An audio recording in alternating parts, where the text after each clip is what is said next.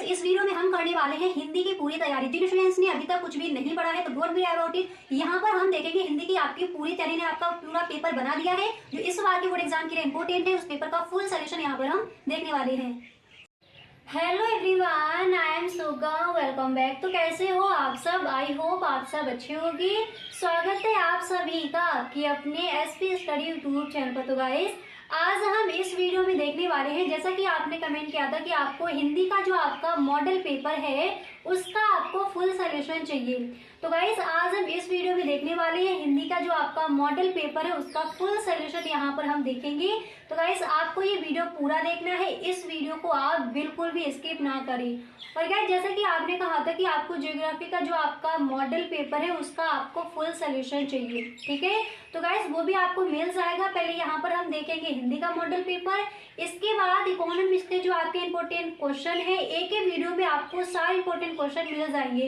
यानी first chapter से and तक जो भी आपके महत्वपूर्ण क्वेश्चन है इकोनॉमिक्स में वो हम नेक्स्ट वीडियो में देखने वाले। इसके बाद आपका नेक्स्ट वीडियो आने वाला है ज्योग्राफी के, जो आपने कहा था कि मॉडल पेपर का आपको फुल सोल्यूशन चाहिए, अब हम उस पर डिस्कस करने वाले हैं। तो गाइस जैसे आप इस वीडियो को देख रहे हो और इसी तरह से आपको भी किसी भी सब्जेक्ट का मॉडल पेपर हो या फिर आपको इंपॉर्टेंट क्वेश्चन चाहिए हो तो please tell me in the comment box. आप हमें कमेंट बॉक्स में जरूर बताएं। नेक्स्ट डे जो भी आपकी प्रॉब्लम्स होगी उसका सोल्यूशन आपको मिल जाएगा। ओके, तो यहाँ पर हम देखेंगे हिंदी का जो हमारा मॉडल पेपर है उसका फुल सोल्यूशन। तो चलिए बिना टाइम इसके वीडियो को स्टार्ट करते हैं। तो गाइस यहाँ पर देखिए आज हम देखने वाले हैं हिंदी का जो हमारा मॉडल पेपर है उसका फुल सोल्यूशन, ठीक है। तो पहले खंड का में हमारे जो 10 प्रश्न दिए जाते हैं गद्य और पद्य से, पहले हम उनको देखते हैं कि कौन कौन से ऐसे क्वेश्चन हैं जिनको हमें तैयार करना है, ठीक है। और इस वीडियो को आपको एंड तक देखना है, वीडियो को आप बिल्कुल भी स्किप ना करें अगर इस बार के बोर्ड एग्जाम में आपको 90+ स्कोर करना है, ठीक है। तो पहला प्रश्न है कि उपन्यास विधा पर आधारित रचना है, यानी किस विधा पर आधारित रचना है। तो उपन्यास विधा पर आधारित रचना है, यहाँ पर फर्स्ट ऑप्शन है स्कंदगुप्त एंड नेक्स्ट है गोदान एंड नेक्स्ट ऑप्शन है अशोक के फूल एंड अगला यहाँ पर दिया गया है चिंतामणि। तो उपन्यास विधा पर आधारित रचना है, तो उपन्यास विधा पर आधारित रचना कौन सी है? यहाँ पर जो आपका ऑप्शन नंबर 2 है वो हो जाएगा आपका राइट ऑप्शन, ठीक है। इसी तरह से नेक्स्ट है क्या भूलूं क्या याद करूं रचना किस विधा पर आधारित है, और ये क्वेश्चन आपका कई बार पूछा गया है। तो क्या भूलूं क्या याद करूं रचना किस विधा पर आधारित है? यहाँ पर पहले ऑप्शन देख लीजिए, ए नंबर पर यानी फर्स्ट ऑप्शन यहाँ पर है संस्मरण, सेकंड है यात्राव्रत एंड नेक्स्ट है डायरी, इसके बाद नेक्स्ट है आत्मकथा। तो क्या भूलूं क्या याद करूं रचना किस विधा पर आधारित है? यहाँ पर जो आपका ऑप्शन नंबर 4 है वो हो जाएगा आपका राइट ऑप्शन आत्मकथा। तो उपन्यास विधा पर आधारित रचना हो जाएगी गोदान। क्या भूलूं क्या याद करूं किस विधा पर आधारित है? तो ये किस पर है? आत्मकथा पर। ऑप्शन दे दिए जाते हैं कहानी है, यात्राव्रत है, डायरी है, संस्मरण है, आत्मकथा। तो क्या है? आत्मकथा है, ठीक है। यहाँ तक आपको क्लियर हुआ? अब देखिए इसी तरह से नेक्स्ट क्वेश्चन क्या है उसको पढ़ते हैं। अगला प्रश्न दिया गया है कि हिंदी का प्रथम मौलिक उपन्यास है, ये क्वेश्चन कई बार पूछा गया है। तो परीक्षा गुरु या फिर गोदान या फिर गुनाहों का देवता एंड नेक्स्ट ऑप्शन है चित्रलेखा। तो हिंदी का प्रथम मौलिक उपन्यास है परीक्षा गुरु, हम सबको पता है, ठीक है। अब इसी तरह से यहाँ पर नेक्स्ट आपका दिया गया है। देखिए इसके बाद अगला प्रश्न आपका है कि हिंदी का यहाँ पर आपका नेक्स्ट दिया गया है। देखिए हिंदी का प्रथम मौलिक उपन्यास परीक्षा गुरु, इसके बाद नेक्स्ट है कि दीप जले शंख बजे विधा है। तो रेखा चित्र है या फिर ललित निबंध है या फिर यात्रा वृतांत है या फिर संस्मरण। तो दीप जले शंख बजे विधा क्या है? संस्मरण, ठीक है। इसकी जो विधा है वो क्या हो जाएगी? संस्मरण हो जाएगी, ठीक है। यहाँ पर ऑप्शन क्या आते हैं? फर्स्ट था रेखा चित्र, इसी तरह से सेकंड ऑप्शन में यहाँ पर दिया गया था कि ललित निबंध, नेक्स्ट था यात्रा वृत्तांत एंड नेक्स्ट है संस्मरण। तो दीप जले शंख बजे इसकी विधा क्या हो जाएगी, संस्मरण। इसी तरह से नेक्स्ट प्रश्न क्या है उसको भी पढ़ लीजिए। तो अगला प्रश्न यहाँ पर दिया गया है कि सरस्वती पत्रिका के प्रथम संपादक थे। तो सरस्वती पत्रिका के प्रथम संपादक कौन थे, महावीर प्रसाद द्विवेदी या फिर श्याम सुंदर दास, जयशंकर प्रसाद या फिर प्रताप नारायण मिश्र। तो क्वेश्चन है कि सरस्वती पत्रिका के प्रथम संपादक थे, तो वो थे श्याम सुंदर दास, यानी ऑप्शन नंबर जो आपका 2 है वही हो जाएगा यहाँ पर राइट ऑप्शन। साथ ही साथ इन सारे प्रश्नों को आप लिखते चलिए। इसके बाद नेक्स्ट यहाँ पर दिया गया है, देखिए इसी तरह से अगला प्रश्न यहाँ पर है कि ज्ञानेश्वरी शाखा से संबंधित कवि नहीं है, कौन नहीं है, कबीर या फिर नानक या फिर रैदास जी या फिर कुतुबन व जायसी। तो यहाँ पर हमारा प्रश्न है कि ज्ञानेश्वरी शाखा से संबंधित कवि नहीं है, तो जो यहाँ पर आपका राइट ऑप्शन होगा वही आपको चूज करके वहाँ पर लिख कर आना है, ठीक है। अब इसके बाद यहाँ पर नेक्स्ट क्वेश्चन क्या दिया गया है उसको देखते हैं। तो देखिए ये आपको समझ में आ गया कि ज्ञानेश्वरी शाखा से संबंधित कवि नहीं है, तो यहाँ पर जो ऑप्शन है जो आपका राइट ऑप्शन है वही आपको वहाँ पर चूज करके लिख कर आना है। अब गाइस इसी तरह से इस पेपर को एक बार देख लीजिए, इसमें पद में देख लीजिए कौन कौन से आपके इम्पोर्टेंट क्वेश्चन हैं जो इस बार के बोर्ड एग्जाम में आज किए जा सकते हैं, ठीक है। तो देखिए यहाँ पर का नंबर का दूसरा, देखिए दूसरे का का नंबर पर यहाँ पर क्वेश्चन आपका दिया गया है कि निम्नलिखित में कौन सी रचना भक्ति काल की है। ये जो आपका पेपर है इस बार के बोर्ड एग्जाम के लिए इम्पोर्टेंट है, ठीक है। तो द्वापर, सूरसारावली, प्रिय प्रवास या फिर इनमें से कोई नहीं। तो निम्नलिखित में कौन सी रचना भक्ति काल की है, तो यहाँ पर जो आपका सही ऑप्शन है वो हो जाएगा ये वाला, यानी जो भी आपका राइट ऑप्शन है वही आपको वहाँ पर चूज करके लिख कर आना है। इसी तरह से पद में देखिए 5 आपके आते हैं गद्य से और 5 दिए जाते हैं पद्य से। और गाइस इसी तरह से गद्य में आप एक और याद कर लेंगे कि साहित्य संदेश पत्रिका के संपादक हैं, तो कौन है, गुलाब राय हैं, ठीक है। अब यहाँ पर देखिए रामधारी सिंह दिनकर को ज्ञानपीठ पुरस्कार किस रचना पर प्राप्त हुआ, कई बार ये क्वेश्चन आपका पूछा गया है। तो इस तरह से यहाँ पर ऑप्शन है रेणुका, रश्मिरथी, कुरुक्षेत्र, उर्वशी। तो यहाँ पर राइट ऑप्शन हो जाएगा उर्वशी, ठीक है। अब इसी तरह से नेक्स्ट है कि रीत काल के किस कवि ने वीर रस की रचना की है, तो किसने की है, यहाँ पर फर्स्ट है घनानंद एंड सेकंड दिए गए हैं भूषण एंड थर्ड नंबर पर है बिहारी एंड फोर्थ नंबर पर है सेनापति। तो यहाँ पर जो आपका सही ऑप्शन है आप देख सकते हो वही आपको वहाँ पर चूज करके लिख कर आना है, क्लियर। अब इसी तरह से यहाँ पर देख लीजिए नेक्स्ट जो प्रश्न है, यानी 5 गद्य से आएंगे और 5 पद्य से आएंगे। इसी तरह से अगला प्रश्न है कि कबीर वाणी के डिक्टेटर हैं, कथन है जयशंकर प्रसाद का, नंद दुलारे वाजपेयी का या फिर आचार्य हजारी प्रसाद द्विवेदी का या फिर रामचंद्र शुक्ल का। जो आपका सही यहाँ पर दिया गया है वही आपको लिख कर आना है। इसी तरह से नेक्स्ट है कि प्रेम सरोवर के रचनाकार हैं, कौन है, मैथिली शरण गुप्त हैं या फिर माखनलाल चतुर्वेदी हैं या फिर भारतेंदु हरिश्चंद्र हैं या फिर जगन्नाथ दास रत्नाकर हैं। तो प्रेम सरोवर के जो रचनाकार हैं वो कौन हो जाएंगे, हमें पता है जो हमारा यहाँ पर ये ऑप्शन दिया गया है यही हो जाएगा हमारा राइट ऑप्शन। अब यहाँ पर जो आप देख सकते हो जो आपका ये दिया गया है गद्यांश, तो ये कौन से चैप्टर से लिया गया है, देखिए एक आपका दे दिया जाएगा गद्यांश। तीसरा क्वेश्चन यही पूछा जाता है निम्नलिखित गद्यांशों पर आधारित प्रश्नों के उत्तर दीजिए। तो ये जो आपका दिया गया गद्यांश भाषा स्वयं संस्कृत का अटूट अंग है, संस्कृत परंपरा से निसृत होने पर भी परिवर्तनशील और गतिशील है, इम्पोर्टेंट है। तो ये किस चैप्टर से लिया गया है वो आपको बताने, ये इससे रिलेटेड आपके क्वेश्चन दिए गए हैं, इन क्वेश्चंस के आपको आंसर लिखने हैं, क्लियर। अब यहाँ पर गाइस देख लीजिए जैसे एक आपका गद्यांश दिया जाएगा तो कौन कौन से चैप्टर्स आपके इम्पोर्टेंट हैं। जो आपका फर्स्ट चैप्टर है राष्ट्र का स्वरूप, जो डॉक्टर वासुदेव श्री अग्रवाल द्वारा लिखित है, तो उसको आप सही से उसकी वो जो आपका चैप्टर है उसमें जो भी आपके गद्यांश दिए गए हैं उनको सही से आपको पढ़ना है। इस चैप्टर से इस बार आपकी व्याख्या पूछी जा सकती है। नेक्स्ट आप तैयार कर लेंगे अशोक के फूल, और अगर आपकी इस चैप्टर से व्याख्या दी जाती है, वहाँ पर गद्यांश दिया जाता है, तो एकदम सही ढंग से आप इसकी जो व्याख्या है और इससे रिलेटेड जो आपके क्वेश्चन दिए जाएंगे उनके आंसर आप सही ढंग से लिख पाओगे। तो राष्ट्र का स्वरूप किसने लिखा है? डॉक्टर वासुदेव शरण अग्रवाल इसके लेखक है। अशोक के फूल आचार्य हजारी प्रसाद द्विवेदी। तो गद्य में आप इनका तैयार कर लेंगे ये जो चैप्टर्स हैं। इसके बाद इसी तरह से नेक्स्ट क्वेश्चन देखिए। अब ये जो आपका प्रश्न हो गया क्लियर। अब इसके बाद अगला प्रश्न आपका क्या आता है उसको देख लीजिए।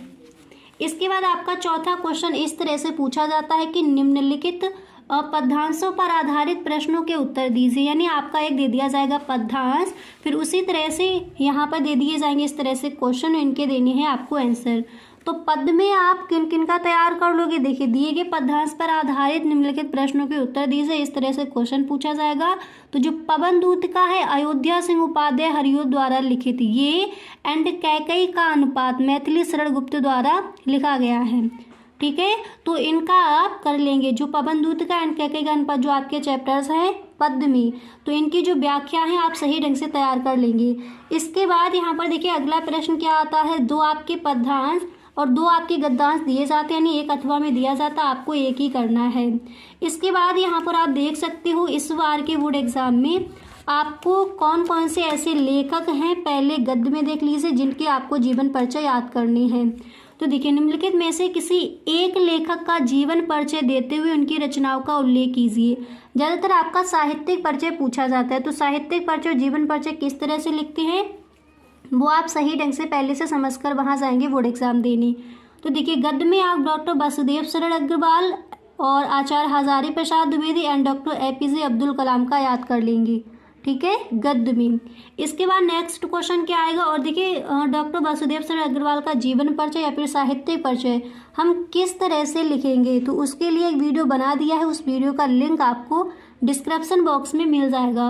तो इनका आप याद कर लीजिए, एक आपका फंस जाएगा। तो 3 आपको याद करने हैं, तो डॉक्टर वासुदेव शरण अग्रवाल जी का याद कर लीजिए, आचार्य हजारी प्रसाद द्विवेदी जी का याद कर लीजिए एंड डॉक्टर APJ अब्दुल कलाम जी का याद कर लीजिए। इसके बाद यहाँ पर देखिए पद में आपको याद करनी है भारतेंदु हरिश्चंद्र, जयशंकर प्रसाद एंड सूर्यकांत त्रिपाठी निराला। ठीक है, इनका जो आपका आता है, जो आपका दिया जाएगा साहित्यिक परिचय। देखिए यहाँ पर जो आपका गद्य में क्वेश्चन था यहाँ पर पूछा गया था जीवन परिचय, यहाँ पर पूछा गया साहित्यिक परिचय। दोनों ही आप सही ढंग से तैयार कर लेंगे। एक गाइस आपको कहानी याद कर लेनी है, बहादुर कर लीजिए या फिर पंचलाट कर लीजिए। पंचलाट कहानी आप किस तरह से लिखोगे, इसका सारांश किस तरह से लिखना है उस पर हमने डिस्कस किया है, अलग आपका वीडियो बना दिया है। अगर आपने नहीं देखा है तो गाइस डिस्क्रिप्शन बॉक्स में लिंक गिवन है, वहाँ से आप देख सकते हो। क्लियर। इसके बाद ये आपका दे दिया जाएगा अथवा में। 7वां क्वेश्चन आता है स्वपरित खंड काव्य के आधार पर किसी एक प्रश्न का उत्तर दीजिए। यानी इनमें से आपको कौन सा करना है, जो आलोक वृत्त खंड काव्य आपका दिया जाता है वो आपको पूरा एकदम सही ढंग से तैयार कर लेना है। ठीक है, ये। इसके बाद आ जाता है आपका खंड खा। ठीक है, तो खंड खा में आपका ये जो दिया गया है इंपॉर्टेंट है इस बार के बोर्ड एग्जाम के लिए। ये जो आपका चैप्टर्स है, ये जो आपका चैप्टर है संस्कृत में, तो उसको आपको तैयार कर लेना है। क्लियर। अब इसके आगे यहाँ पर देख लीजिए, देखिए इसके आगे जिस तरह से आपका गद्यांश पद्यांश दिया गया था उसी तरह से इधर संस्कृत में भी गद्य और पद्य दिया होता है। ठीक है, तो वो आपने देख लिया वहाँ पर। इसके बाद पद्य में देख लीजिए आपका श्लोक पूछा जाएगा। ठीक है, तो जो सुभाष रत्नानी आपका दिया गया है वो आप पूरा तैयार कर लीजिए। एक न एक श्लोक हर बार उस चैप्टर से आपका रख दिया जाता है। क्लियर। गाइस, अगर अभी तक आप इस वीडियो में बने हुए हो तो आई होप ये वीडियो आपको पसंद आ रहा होगा। अगर सच में गाइस आपको ये वीडियो अच्छा लग रहा है तो आप इस वीडियो को एक लाइक जरूर कर दें, और यदि आप इस चैनल पर पहली बार आए हो तो इस चैनल को सब्सक्राइब कर लेना एंड बेल आइकन को भी प्रेस कर देना, ताकि वीडियो की जो भी नोटिफिकेशन हो वो सबसे पहले आपके पास पहुंचे।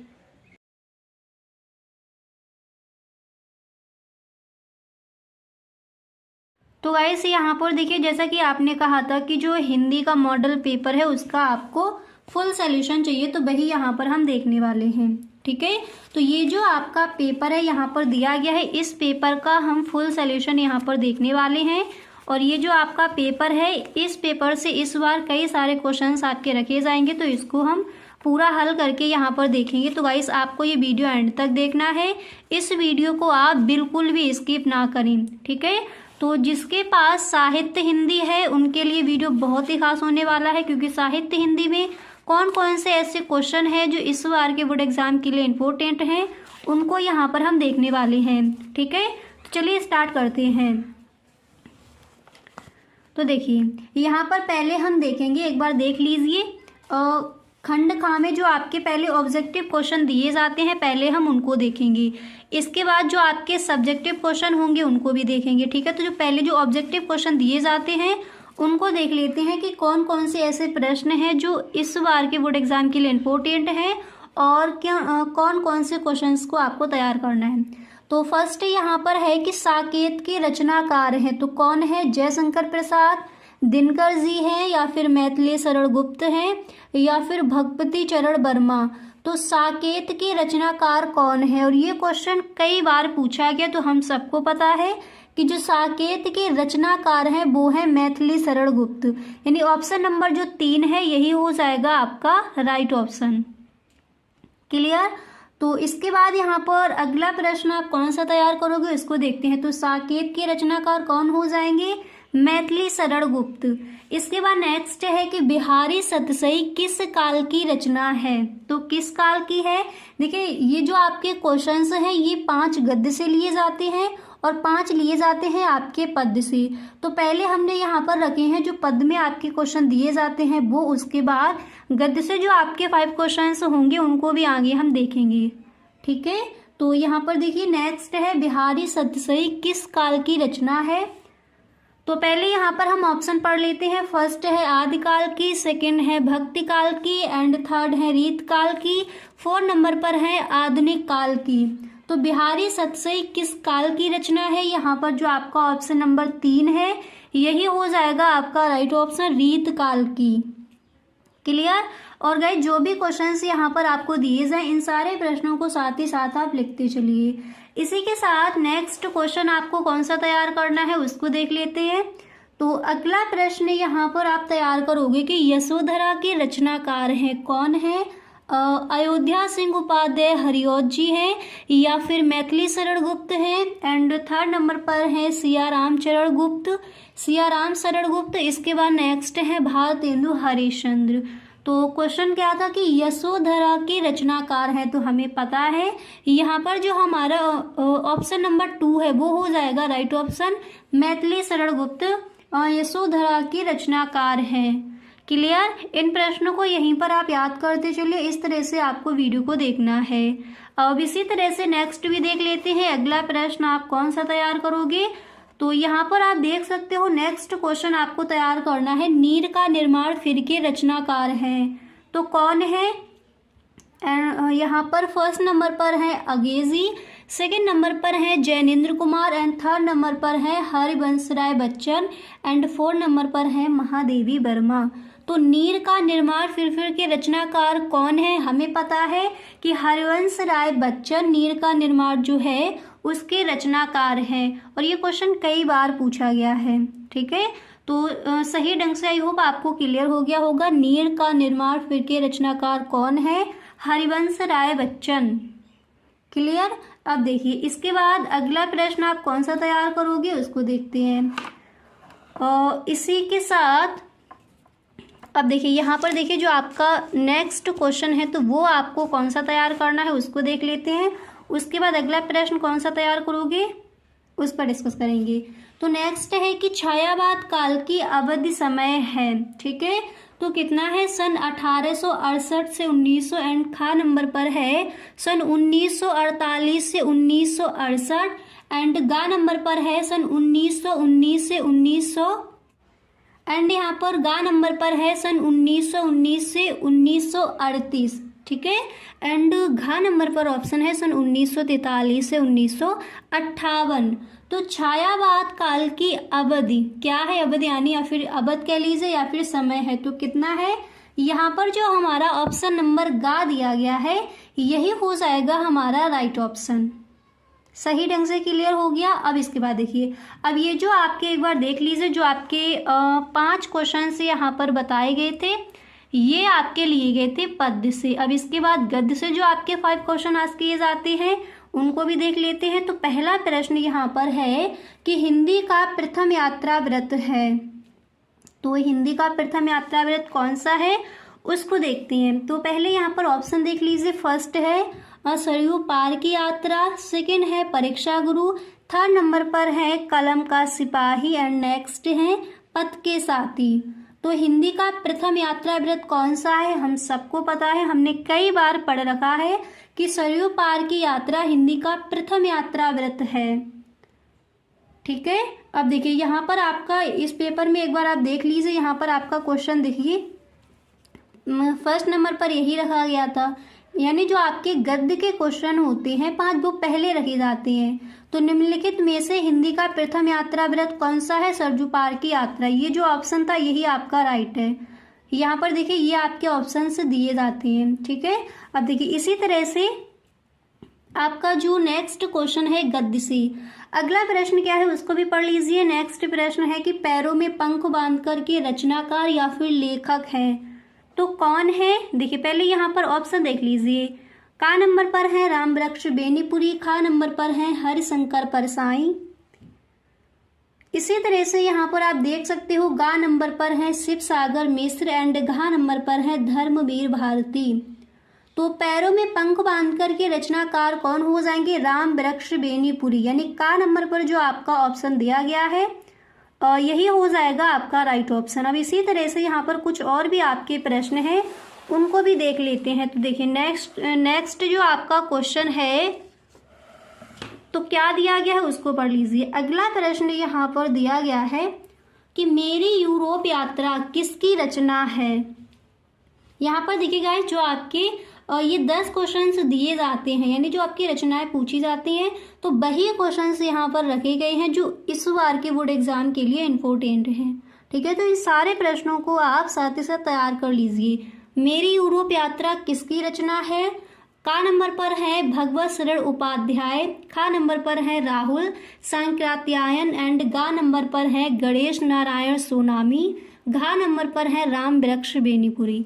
तो मेरी यूरोप यात्रा किसकी रचना है हमें पता है, खा नंबर पर जो ऑप्शन है यही हो जाएगा हमारा राइट ऑप्शन, राहुल सांकृत्यायन।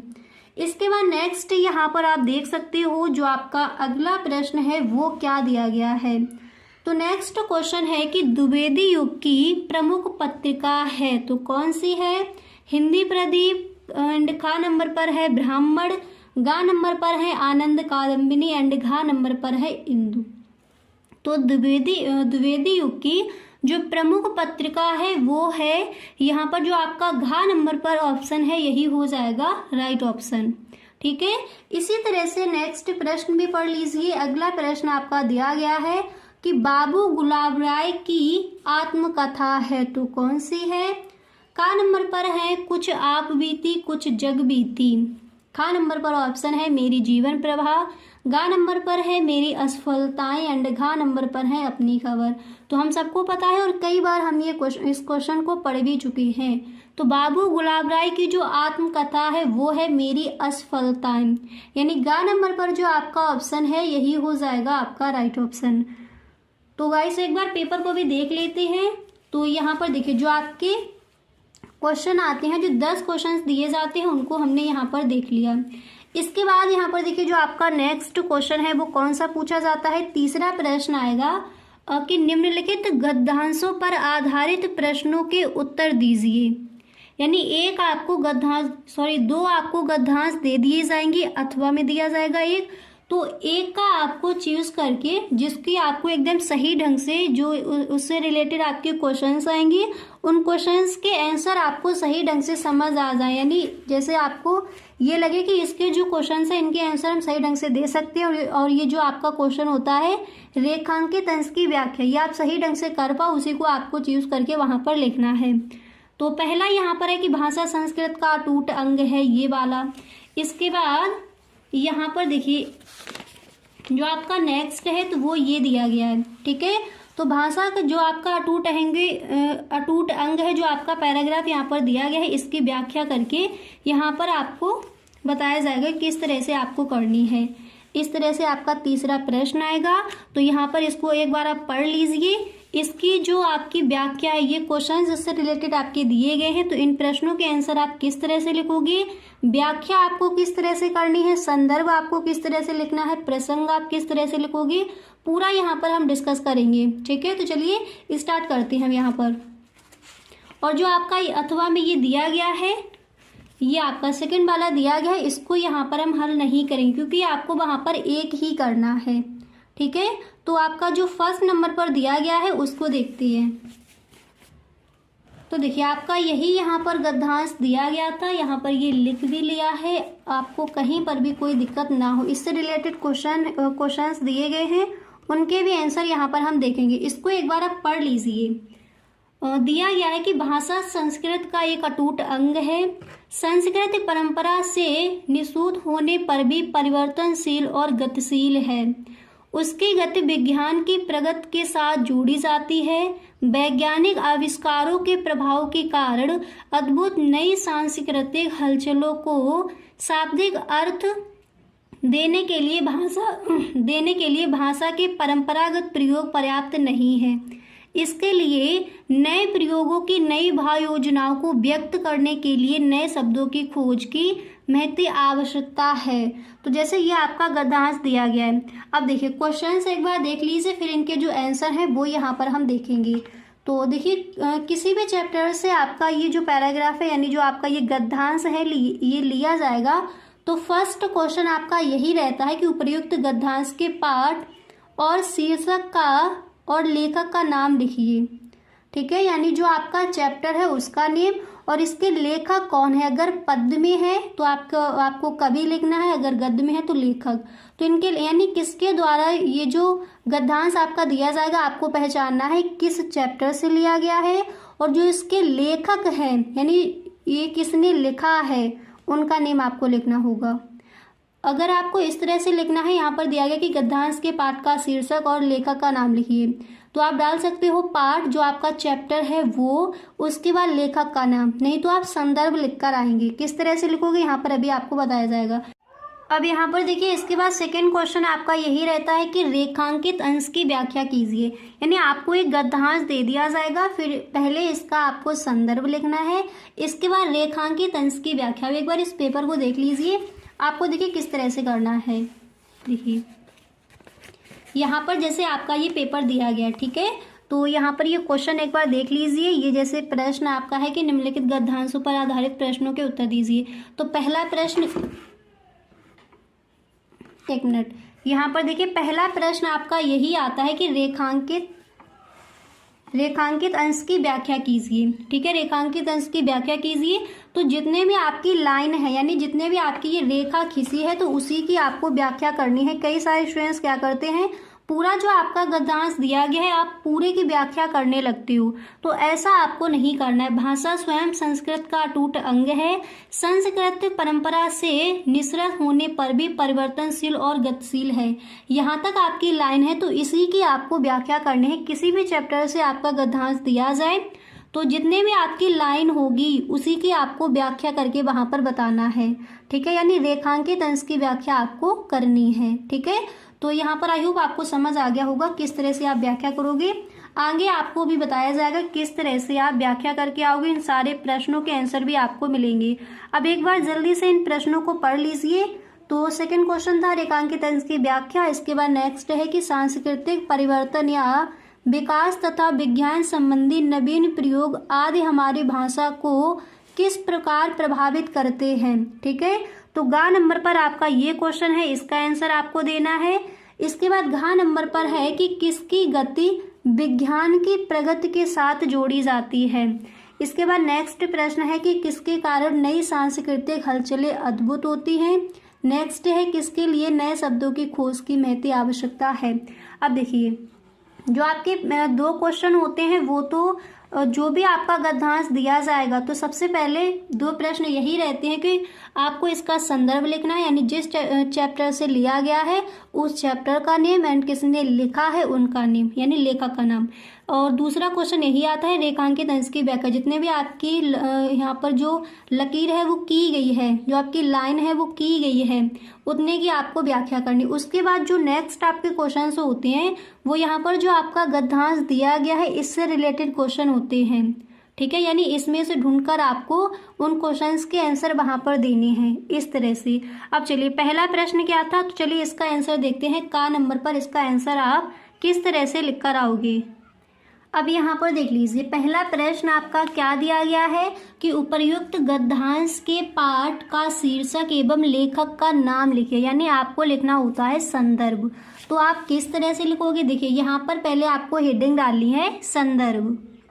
देखिए यहाँ पर आप हेडिंग डालोगे फर्स्ट संदर्भ, ठीक है, और नीचे आपको ब्लैक स्केच की हेल्प से लाइन कर देनी है। उसके बाद आप इस तरह से लिखोगे कि प्रस्तुत गद्यांश, यानी गद्य का अगर लिखते हो तो गद्यांश लिखोगे, पद में जो आपका दिया जाएगा पद्यांश, जब उसका संदर्भ आप लिखो तो वहाँ यहाँ पर लिखोगे पद्यांश। तो ये गद्य से है, तो प्रस्तुत गद्यांश सुप्रसिद्ध समालोचक और निबंधकार प्रोफेसर जी सुंदर रेड्डी, जिसने भी लिखा है। जब आप लेखक का नाम लिखोगे तो वो आपको ब्लैक पेन से ही लिखना है, अगर आपको सही नाम पता है। अगर आप ऐसे ही लिखते, जैसे मान लीजिए आपका कोई गद्यांश दे दिया गया और उनका आपको नेम सही से नहीं पता, तो ज़्यादा हाईलाइट वहाँ पर आपको नहीं करना। अगर आपको बिल्कुल सही पता है तो वो आप ब्लैक पेन की हेल्प से ही लिखोगे, ताकि एग्जामिनर को एकदम सही ढंग से दिख जाए। तो प्रस्तुत गद्यांश सुप्रसिद्ध समालोचक और निबंधकार प्रोफेसर जी सुंदर रेड्डी द्वारा लिखित भाषा और आधुनिकता, जो आपका चैप्टर्स का नेम है उसका डालोगे तो भाषा और आधुनिकता नामक निबंध से उद्धृत या फिर लिया गया है। यह निबंध हमारी हिंदी की पाठ्य पुस्तक के गद्य भाग में संकलित है। इस तरह से आप संदर्भ लिखोगे। अगर आप इस तरह से नहीं लिख सकते तो आप इसी तरह से इस तरह से भी लिख सकते हो कि प्रस्तुत गद्यांश हमारी पाठ्य पुस्तक हिंदी के भाषा और आधुनिकता नामक पाठ से लिया गया है, जिसके लेखक प्रोफेसर जी सुंदर रेड्डी हैं। इस तरह से आप लिख सकते हो, ठीक है। तो संदर्भ इस तरह से लिखोगे। इसके बाद आपका यहाँ पर नेक्स्ट क्वेश्चन क्या है उसको देखिए। अगला प्रश्न दिया गया है कि रेखांकित अंश की व्याख्या कीजिए, यानी जब आप व्याख्या करोगे तो उससे पहले आपको लिखना होगा प्रसंग। प्रसंग क्या होता है, जैसे आपका गद्यांश दिया गया है, ठीक है। अब एक बार देख लीजिए, जैसे आपका ये गद्यांश दिया गया है, इसको आपने पूरा पढ़ा, फिर आपको ये पता यहाँ पर लगाना है कि लेखक ने इसमें क्या बताया, यानी लेखक के कहने का आशय क्या है, वो आपको पहले 2 लाइनों में लिख देना है। उसके बाद आप जो रेखांकित अंश है उसकी आप व्याख्या करोगे, ठीक है। तो प्रसंग देखिए यहाँ पर किस तरह से लिखा है कि प्रस्तुत गद्यावतरण, या फिर आप इस तरह से भी लिख सकते हो प्रस्तुत गद्यांश में, ठीक है। तो प्रस्तुत गद्यावतरण में प्रोफेसर जी सुंदर रेड्डी ने संस्कृत के विकास में भाषा के महत्व को प्रतिपादित किया है। आप पूरा जब उसको जो आपका गद्यांश दिया गया है उसको आप पूरा पढ़ोगे तो आपको समझ आ जाएगा कि लेखक इसमें क्या बताना चाह रहा है, और वही आपको प्रसंग में 2 लाइनों में पहले लिख देना है। ये होता है प्रसंग। जब आप व्याख्या करोगे तो पहले आप प्रसंग लिखोगे। उसके बाद इसकी व्याख्या आपको किस तरह से करनी है, रेखांकित अंश की व्याख्या सिर्फ आपको करनी है, ठीक है। तो यहाँ पर देखिए किस तरह से करोगे कि प्रोफेसर जी सुंदर रेड्डी कहते हैं कि भाषा का अभिन्न अंग है, भाषा संस्कृत का अभिन्न अंग है, क्योंकि संस्कृत की अभिव्यक्ति का माध्यम भाषा ही है। संस्कृत की रचना और विकास परंपराओं के द्वारा होता है। परंपराएं क्योंकि परिवर्तनशील होती हैं, इसलिए संस्कृत भी कभी एक जैसी नहीं रहती, ठीक है। इतना लिखने के बाद कभी एक जैसी नहीं रहती, इतना लिखने के बाद फिर यहाँ पर आप लिखोगे वह भी परंपराओं की तरह बदलती रहती है। इस रूप में हम कह सकते हैं कि संस्कृत गतिशील होती है। तो यहाँ पर देखिए जो आपका रेखांकित अंश था उसकी व्याख्या यहाँ पर आपने कर दी कि भाषा स्वयं संस्कृत का अटूट अंग है, संस्कृत परंपरा के निःसृत होने पर भी परिवर्तनशील और गतिशील है। ठीक है, तो यहाँ तक आपने व्याख्या कर दी। अब इसके बाद देखिए यहाँ पर जो क्वेश्चंस आपके दिए गए थे उनके आंसर। तो नेक्स्ट क्वेश्चन क्या था कि सांस्कृतिक हलचलों के लिए क्या पर्याप्त है, क्या पर्याप्त नहीं है। तो देखिए इस प्रश्न का आंसर हम इस तरह से लिखेंगे। एक बार जो आपके क्वेश्चंस यहाँ पर दिए गए थे उनको पढ़ लीजिए, फिर आपका जो आंसर है आप किस तरह से लिखोगे उसको देखते हैं। तो देखिए आपका प्रश्न यहाँ पर क्या दिया गया था ग नंबर पर। तो क्वेश्चन था कि सांस्कृतिक परिवर्तन या विकास तथा विज्ञान संबंधी नवीन प्रयोग आदि हमारी भाषा को किस प्रकार प्रभावित करते हैं। इसके बाद नेक्स्ट क्वेश्चन आपका ये था। अब चलिए देखते हैं कि इसका आंसर आप किस तरह से लिखोगे। ठीक है, जो आपका प्रश्न यहाँ पर दिया गया है इस प्रश्न का आंसर आपको किस तरह से लिखना है उसको देख लीजिए। तो देखिए आपका जो ग नंबर पर क्वेश्चन था इसका आंसर आप इस तरह से लिख कर आओगे कि हमें विज्ञान की नवीन प्रयोगों और जीवन में आए बदलावों को व्यक्त करने के लिए नवीन शब्दों की खोज करनी पड़ती है अथवा उसके लक्षण के अनुरूप नवीन शब्दों का सृजन करना पड़ता है। इस प्रकार सांस्कृतिक परिवर्तन या विकास तथा विज्ञान संबंधी नवीन प्रयोग आदि हमारी भाषा को प्रभावित करते हैं। तो इस तरह से आप लिखोगे। इसके बाद जो आपका नेक्स्ट क्वेश्चन था उसका आंसर यहाँ पर आप इस तरह से लिखोगे कि संस्कृत की गति विज्ञान की प्रगति के साथ जोड़ी जाती है। क्वेश्चन होगा कि संस्कृत की गति किसके साथ जोड़ी जाती है, तो आप आंसर में लिखोगे कि संस्कृत की गति विज्ञान की प्रगति के साथ जोड़ी जाती है। इसके बाद नेक्स्ट यहाँ पर है, नेक्स्ट जो आपका क्वेश्चन था उसका आंसर आप इस तरह से लिखोगे कि वैज्ञानिक आविष्कारों के प्रभाव के कारण नई सांस्कृतिक हलचलें अद्भुत होती हैं। इसके बाद अगला प्रश्न जो आपका है इसका आंसर यहाँ पर दिया गया है कि सांस्कृतिक हलचलें भाषा के परंपरागत प्रयोग के लिए पर्याप्त नहीं है। क्वेश्चन क्या था कि सांस्कृतिक हलचलों के लिए क्या पर्याप्त नहीं है, तो आप लिखोगे सांस्कृतिक हलचलें भाषा के परंपरागत प्रयोग के लिए पर्याप्त नहीं है। इसके बाद नेक्स्ट क्वेश्चन है, अगला जो आपका प्रश्न होगा इसका आंसर आप इस तरह से लिखोगे कि नए प्रयोगों की नई भाव योजनाओं को व्यक्त करने के लिए नए शब्दों की खोज महती आवश्यकता है। तो इस तरह से जो आपके क्वेश्चंस थे उनके आंसर आप इस तरह से लिख कर आओगे। तो यहाँ तक आपको एकदम अच्छे से समझ आ गया। इसके बाद यहाँ पर देखिए एक बार पेपर को देखते हैं कि नेक्स्ट क्वेश्चन आपको कौन सा तैयार करना है। तो यहाँ पर देखिए ये जो आपका पेपर है इसमें अगला प्रश्न आपका ये पूछा जाएगा। अब देखिए यह हो गया आपका अथवा में ये वाला। अब इसके बाद देखिए चौथा क्वेश्चन आएगा कि निम्नलिखित पद्यांशों पर आधारित प्रश्नों के उत्तर दीजिए। जिस तरह से आपका गद्यांश दिया गया था उसी तरह से आपका एक पद्यांश दिया जाएगा। किसी भी चैप्टर से आपका लिया जा सकता है। फिर उसके बाद यहाँ पर आपको करना क्या है, आपको ये जो दिए गए हैं इनके क्वेश्चंस इनके आपको आंसर लिखने हैं। ठीक है, तो गाइस आज के लिए बस इतना ही। अब जो आपका पेपर यहाँ पर रह गया है वो हम देखेंगे नेक्स्ट क्लास में। ठीक है, तो गाइस आज के लिए बस इतना ही। मिलते हैं नेक्स्ट वीडियो में। अगर सच में आपको ये वीडियो अच्छा लगा है तो आप इस वीडियो को एक लाइक कर दें और अपने सभी दोस्तों में एक बार वीडियो को आप शेयर ज़रूर करें। Okay, thank you so much.